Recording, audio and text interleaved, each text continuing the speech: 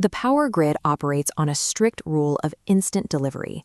The electricity powering your screen must be consumed the exact millisecond it is generated.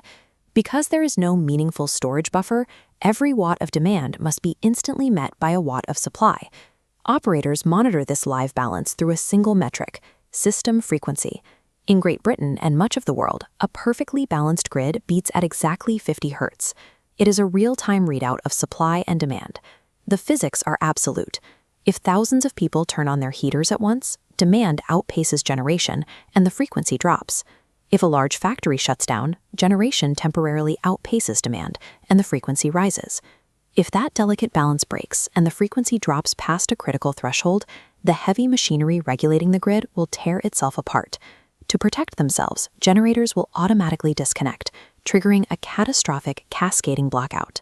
On August 9, 2019, the British grid faced exactly this scenario. It started with a sudden lightning strike outside of London. The strike disrupted the local transmission network, confusing the internal protection systems at a massive combined-cycle gas power station and a major offshore wind farm. Both instantly tripped offline, erasing 981 megawatts of generation in a fraction of a second. This chart from a similar event shows exactly what happens when supply vanishes that quickly. The grid experiences a massive vacuum effect, and the frequency plummets. The immediate danger is captured by a metric called the rate of change of frequency, or ROCOF. As you can see by the steepness of this initial decline, the threat is the terrifying speed of the fall. The grid has only seconds to arrest this freefall before the frequency hits the nadir, the absolute bottom threshold where the entire interconnected system collapses. In the first milliseconds of the drop, before any human operator or digital system can react, a free built-in shock absorber takes the hit. That shock absorber is physical inertia. It comes from the massive kinetic energy stored in the heavy steel rotors of the remaining online power plants, spinning at thousands of revolutions per minute. As the grid struggles to meet the sudden deficit, these massive turbines physically sacrifice their own spinning momentum. They inject extra kinetic energy into the grid, slowing their own rotation in the process. Today, renewable sources like wind and solar connect through digital inverters, lacking this heavy spinning mass. Modern grids with high renewable integration have lower total inertia, meaning their frequency drops are significantly steeper and faster. Inertia doesn't fix the power deficit, and it cannot restore the frequency. It simply acts as a cushion, buying the grid a few precious seconds for the mechanical defenses to wake up. Between 2 and 15 seconds after the lightning strike, the grid's autonomous nervous system kicks in. This is primary frequency response. Mechanical speed governors on thousands of turbines across the country detect the physical slowdown. Automatically, they open their valves, blasting more steam or fuel into the generators. This massive, coordinated push successfully arrests the rapid fall. It catches the frequency and holds it at a new, stable but lower level. The grid has caught itself on the brink, but its primary fast-acting reserves are completely maxed out. It is now operating without a safety net. 30 seconds pass. It is exactly 16:53 and 30 seconds.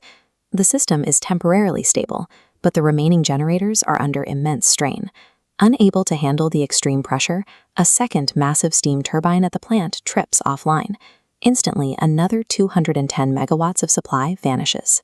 Because the primary frequency response is already fully deployed from the first hit, the grid has no fast-acting reserves left to catch a second fall.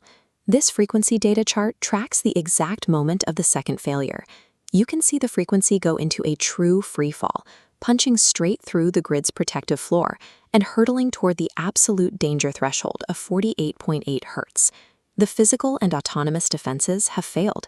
The entire national grid is seconds away from a complete and total collapse. As the frequency hits absolute rock bottom, the grid must resort to a final, brutal failsafe to save itself. It activates under-frequency load shedding, or UFLS. This is a decentralized network of automated digital relays hidden at local substations, acting as the absolute last line of defense. Detecting the terminal drop, these relays instantly sever power to hundreds of thousands of homes, hospitals, and businesses to forcibly remove demand from the system. This intentional amputation instantly rebalances the scale. By matching the artificially lowered demand to the crippled generation supply, the frequency freefall stops. It is the brutal math of grid survival. The system purposely plunged over 1 million people into darkness for a few hours to prevent the entire country from going dark for weeks. Minutes and hours later, the bleeding has stopped, but the grid is still operating in a highly degraded state. This is where human system operators finally intervene, activating secondary and tertiary control. Looking at this control chart, you can trace the long, slow upward slope labeled secondary and tertiary.